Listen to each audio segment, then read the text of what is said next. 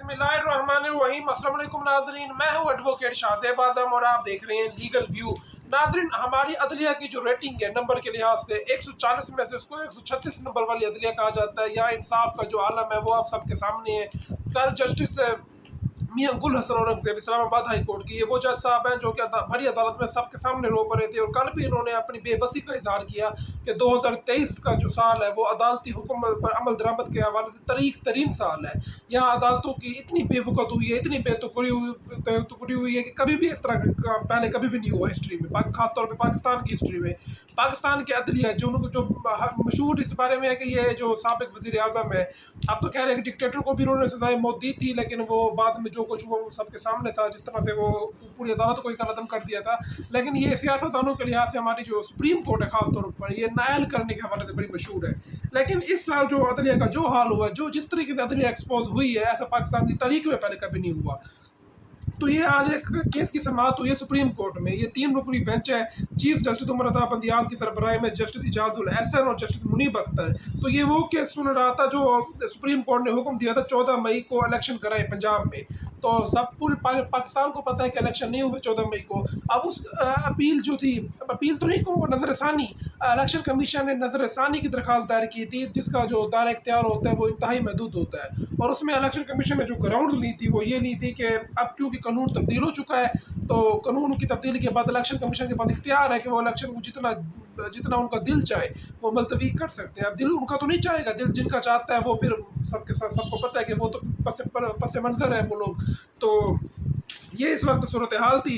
तो अब 14 मई वाले इलेक्शन की जो अब नजरसानी अपील जब आज सुप्रीम कोर्ट ने जब इस केस की समाअत शुरू की, तो इलेक्शन कमीशन के जो वकील है सजीर सवाती साहब, इनका नाम, ये रोस्टरम पर आ गए और इन्होंने पहले आते ही कहा कि मुझे थोड़ा वक्त दे, ये कानून तब्दील हो चुका है, मैंने अपने दलाल तैयार करने हैं, और अब जो 90 दिन की जो लिमिटेशन है वो भी गुजर चुकी है।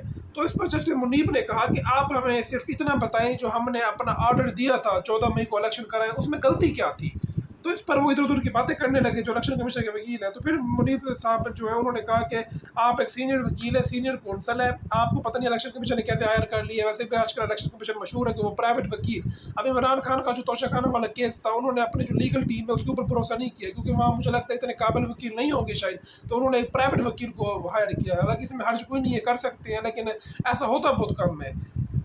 तो इसमें मुनीब साहब ने काफ़ी बरहमी का इज़हार किया। उन्होंने कहा कि आप जानती हैं कि नज़र षानी का स्कोप जो है वो महदूद है। मैं 10 बार पहले ये कह चुका हूँ, बल्कि ये सुप्रीम कोर्ट पहले कह चुकी है कि आप जो है सिर्फ मुतलका गलती को पॉइंट आउट करें। कि वो जो बेंच था वो ये पूछना चाह रहा था कि आप हाँ, ये हमें पता है कि इलेक्शन के जो हुक्म है उसके ऊपर अमल दरामद नहीं हुआ, लेकिन आप हमें इतना बताएं कि हमारे जो जजमेंट है उसमें गलती क्या है। अगर कुछ गलती पॉइंट आउट करें, कुछ बताएं कि भाई हमने क्या गलती की है। आइन में साफ लिखा हुआ है कि 90 दिन में इलेक्शन कराएं, तो हमने कह दिया कि 90 दिन में इलेक्शन कराएं, बल्कि सुप्रीम कोर्ट ने डेट भी दे दी थी। हालांकि वो 90 दिन से ऊपर थी, लेकिन सुप्रीम कोर्ट ने क्योंकि सुप्रीम कोर्ट के पास इख्तियार था। तो इस पर जो सजीर सवादी साहब उन्होंने कहा कि मखसूस हालात में, अब पता नहीं कौन से मखसूस हालात की बात कर रहे हैं, कि मखसूस हालात में जो इलेक्शन है वो आगे हो सकते हैं। तो इस पर जो जस्टिस मुनीब साहब है उन्होंने पूछा कि वो मखसूस हालात तय कौन करेगा, ये कौन तय करेगा कि मखसूस हालात पैदा हो गए हैं। मखसूस हालात से मुराद तो ये है कि कोई खुदा न खास्ता अगर कोई मुल्क आपके ऊपर जंग मुसलत कर दे, कोई बाहर से हमला हो जाए, फिर तो चलो हम एक जवाब मिल जाता है कि इलेक्शन जो है वो मुलतवी हो जाए, या फिर भी एक हद तक मुलतवी हो सकते हैं। ऐसा तो नहीं कि वो कोई अनलिमिटेड इन्फिनिटी तक उसको मुलतवी कर दे। तो इसमें जस्टिस इजाजुल एहसन साहब जो थे उन्होंने भी अपना एक व्यू दिया। उन्होंने कहा कि इलेक्शन का कानून तब्दील हो गया है तो आइन तो मौजूद है, आइन में साफ लिखा हुआ है कि इलेक्शन जो है वो 90 दिन से एक दिन भी ऊपर नहीं होंगे।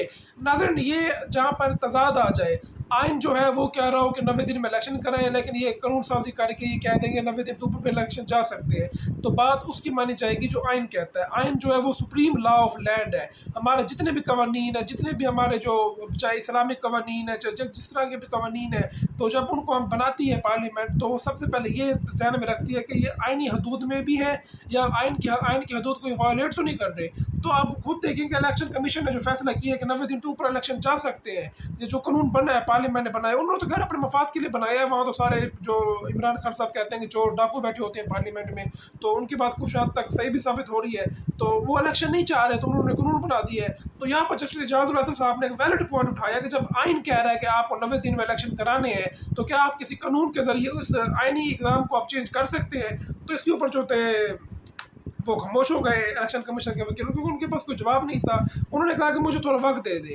तो इस पर जो बेंच के सरबराह हैं उमरता बंदियाल साहब, उन्होंने कहा कि पहले इतना लेट हो चुका है, पहले भी हमारी तौहीन अदालत जो थी, जो अदालत की तौहीन है वो सबके सामने हो चुकी है। किसी ने अदालत का हुक्म नहीं माना, स्टेट बैंक के पास मामला गया, पार्लियामेंट के पास गया, उन्होंने उल्टा बिल पास कर दिया कि भाई ये तौहीन पार्लियामेंट हो रही है। लेकिन जो चीफ जस्टिस उमरता बंदियाल साहब है उनको हुक्म नहीं माना गया था।